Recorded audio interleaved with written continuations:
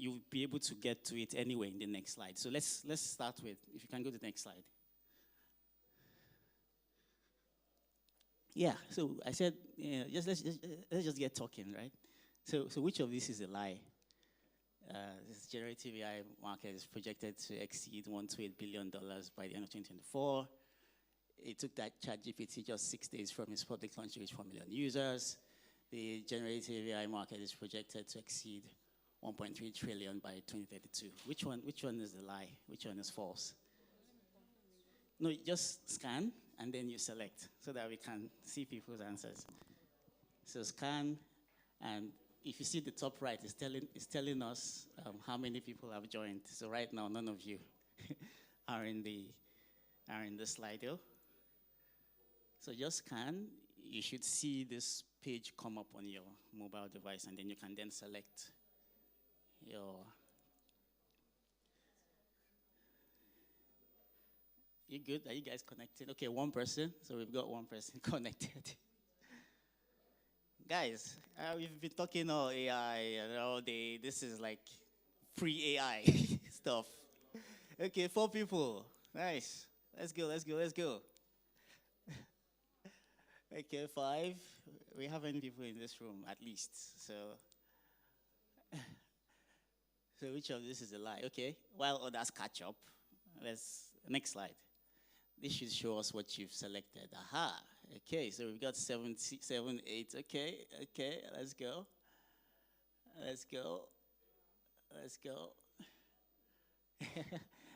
Okay, this slide already sort of showed the answer, right? So the lie is the first one, because it actually took ChatGPT 5 days to get to 1 million users. All right, so thanks for responding to this. I have one more. Next slide for you guys. Yeah, what do you mostly use chatbots like ChatGPT for? What do you use it for? You know, we have some of us use it for creative writing, like myself. You know, when I'm having writer's block, I'm trying to unblock myself. I use it. You have some people like my wife, health advice. If she's feeling anyhow, she goes there and says, you know, she says, I'm having tummy ache and headache at the same time. What does it mean? You know, she does all those stuff. She's always obsessed with finding out. So she uses ChatGPT for that. Some of us use it for work and business tasks. You've been given a task at work, you don't understand it, you know. So let's see. We're pretty neck and neck. Creative writing is leading, followed by coding, right? The co-pilots. Awesome use case. Search inquiries, creative writing is coming up top. Okay, I guess my wife is in the minority. Health advice, as could be expected. Image generation, okay. Help with studies. All right. Let's call it a day. I think search inquiries wins. Search inquiries sort of wins. Okay, next slide. I think one more. I think this is a very important one. It's going to form the basis of our conversation as we go on. So he says, you know, I predict this will be the end result of Gen AI. So after all said and done, what's the end, right? So are you in the camp of to create new job opportunities? Are you in the camp of Gen AI will eventually lead to more job losses than gains? Are you in the camp of Gen AI will lead to humans being led by machines in a productive way or in a destructive way? So where are we? What do you guys think? We've got 10. Okay, aha. Okay, productive way, destructive way, 7%. Awesome. At least we have some representatives of that in the room. Okay, so new jobs. Okay, awesome. I like that we have a fine, you know, balance. We have a lot of AI proponents, you know, that AI will create more jobs and more productive. It's awesome. And I think that you're going to have that same question in your journey, whatever role you are currently. And because it's my reality, right? Whenever I talk about AI, people will always come up and ask you, oh, people are going to lose their jobs and all that. So you have a lot of that, you know, not so optimistic view about AI. And this is the feedback I always give. I always say, When Galileo discovered or created the telescope, right? At that time, humans were like, oh, we felt that we were like the center of the world. We are so big. But then, when Galileo discovered the telescope or created the telescope, it showed that we are so small, right, in this whole entire universe. So then, at the time, there was a lot of pushback against it. That this thing that you've generated, it created a lot of trouble for Galileo. And it's sort of like what LLMs are or generative AI is today, because you are showing humans just how unintelligent we could be, how something could do something faster, just this machine or this software that would do things faster, and you are kind of diminishing, quote and unquote, the human intelligence and magnifying, automatic intelligence or software intelligence. And eventually, what the telescope showed us was for humans to actually discover our place in the world, right? So as large as the universe is, we got to discover our place, despite the fact that we had this humongous universe out there. We got to discover our place, and we could leverage ourselves better in the entire universe. And I think that LLMs are kind of the same way, right? So we sort of move to this point where we get to see our own place in the world of intelligence. That despite the fact that, we have this thing that can do things faster, do things smarter in a few ways, we get to see our own role in terms of building what this new world will look like. That magnifies our own role. So that's kind of how I like to respond to that. Next slide, please. Next slide. Okay. All right. Yeah, in talking about that, a few themes come to mind. If you think pre-1914, pre-World War I, there was a lot of globalization, right? So we had the fast pace of globalization. Globalization was happening at a very faster rate than technology. Now, fast forward now in the last century, we've pretty much had technology go faster than globalization. In fact, globalization has shrunk because you now have these walls, virtual and physical walls, being put between worlds in the world, right?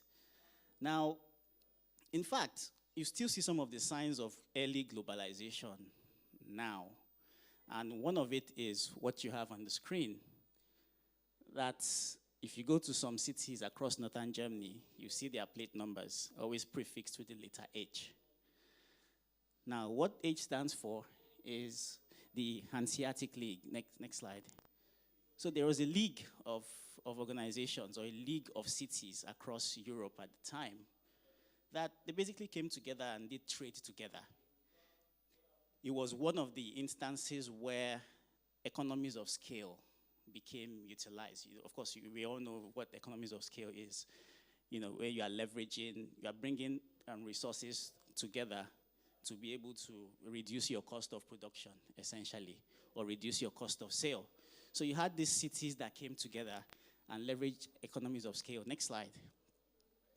So they came together, and then, they would pool resources together, do bulk trading in Europe, shared infrastructure, leverage shared infrastructure. Therefore, they were able to reduce their costs. They were able to sort of become like a monopoly then. So in some way, shape, or form, economies of scale was one of the tools leveraged in the era of globalization.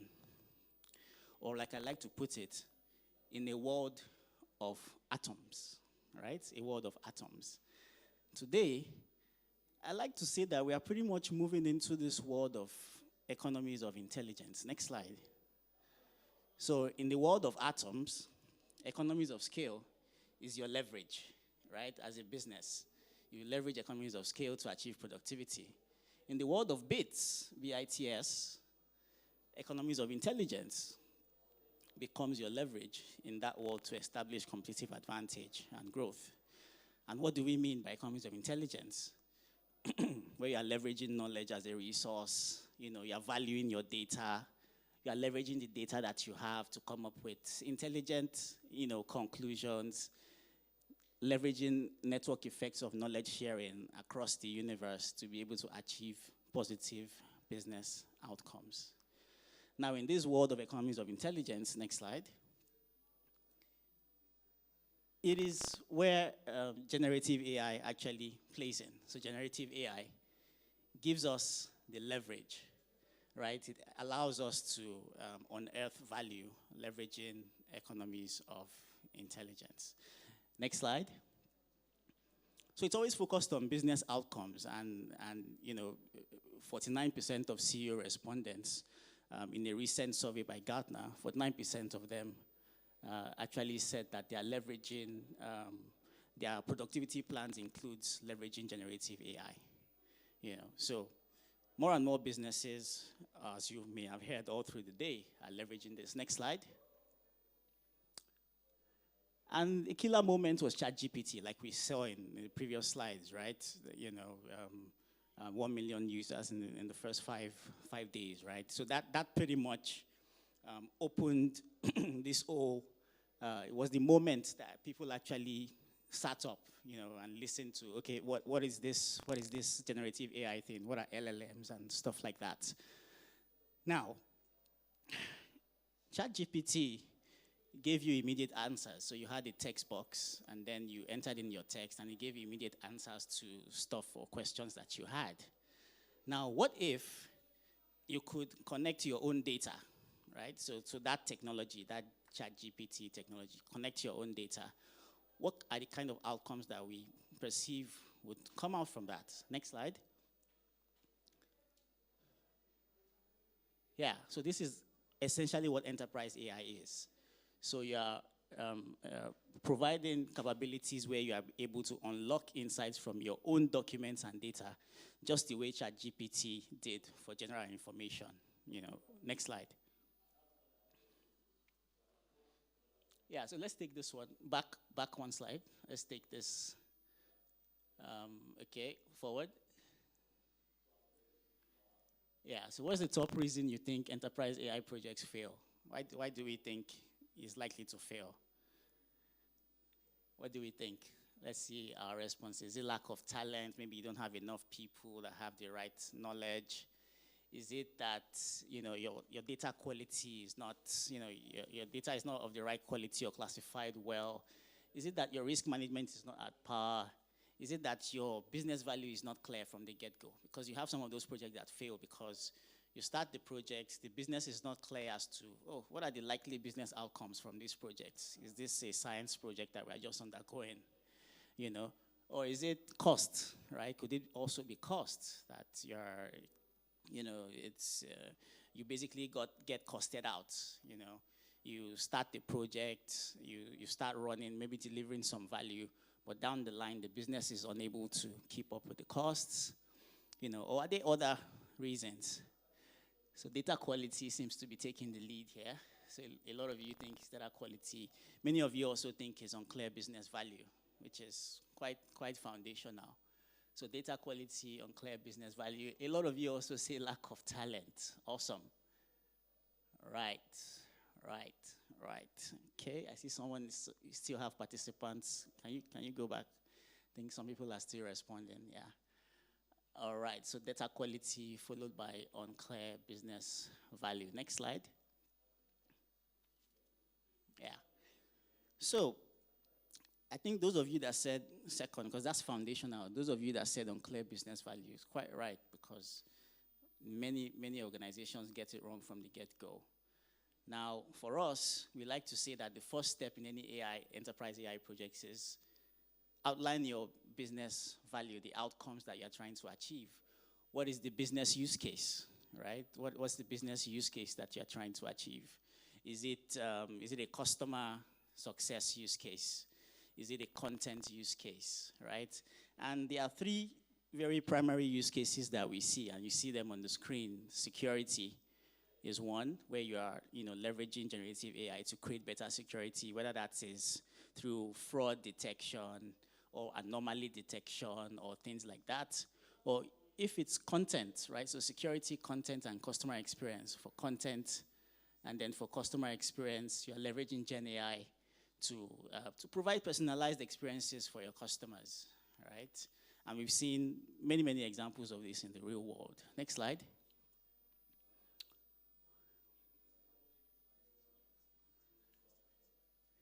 Yeah.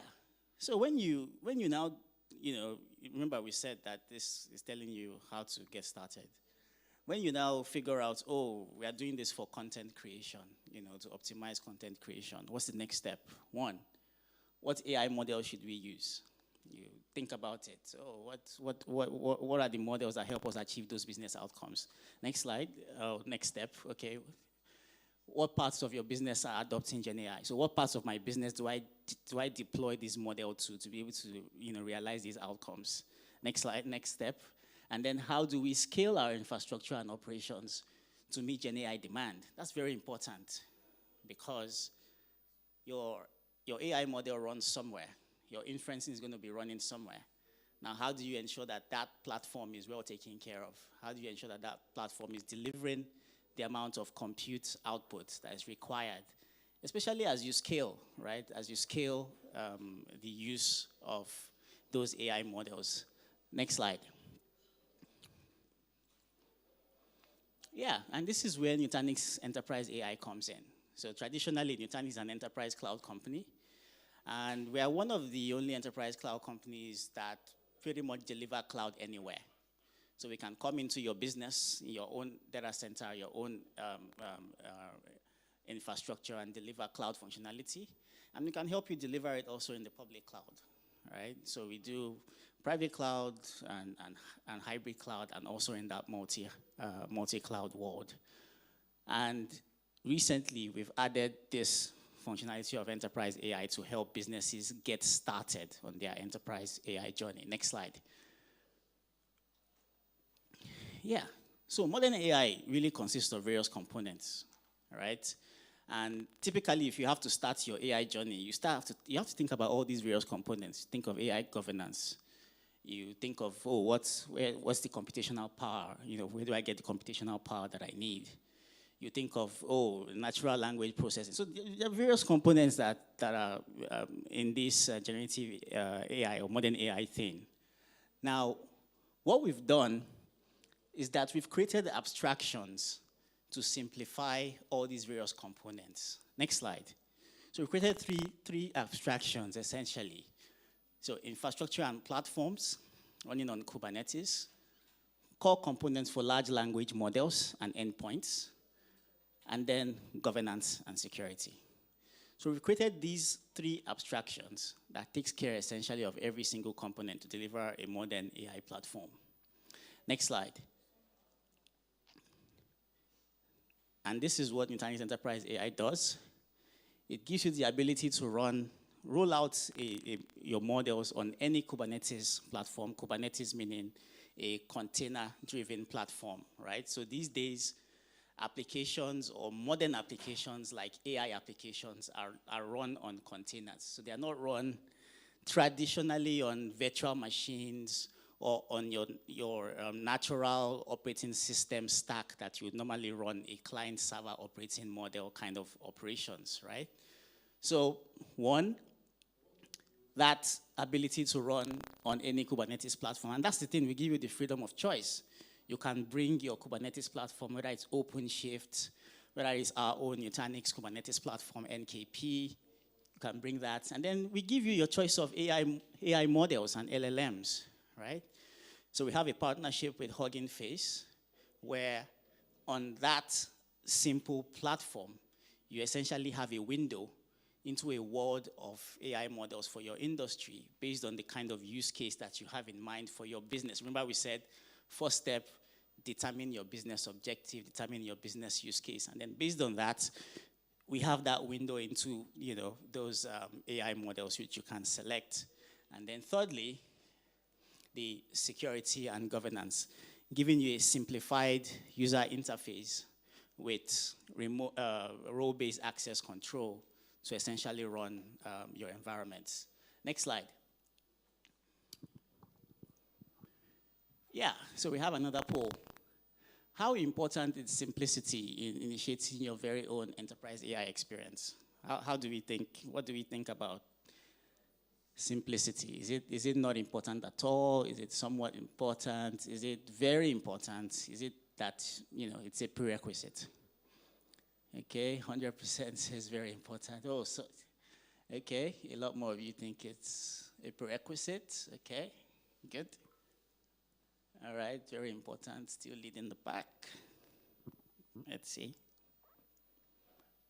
Okay, very important.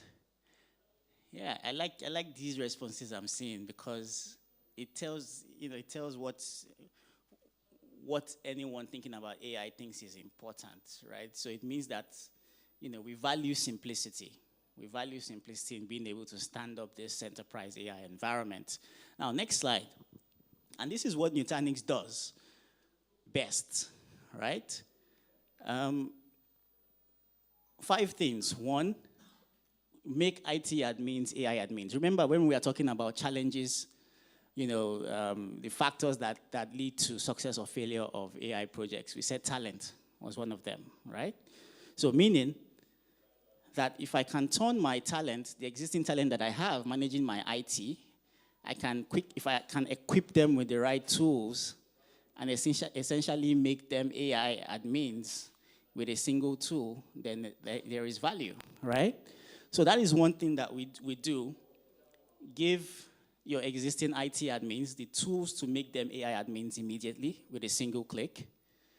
Secondly, we provide a simple user interface. And you see it, I would have done a demo for you if I could really control the screen from where I am.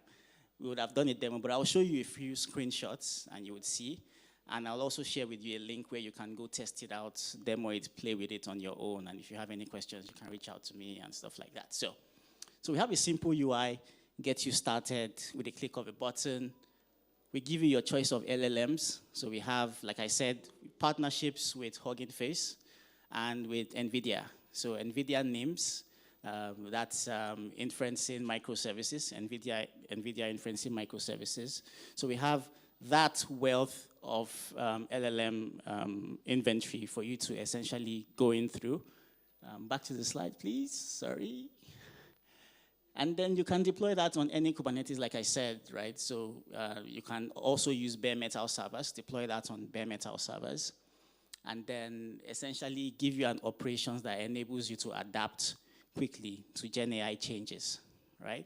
So if any layer of that stack changes, maybe there are updates to the LLMs or updates to the APIs, you can ensure that they are quickly implemented within that infrastructure. That's the value that we bring. Next slide.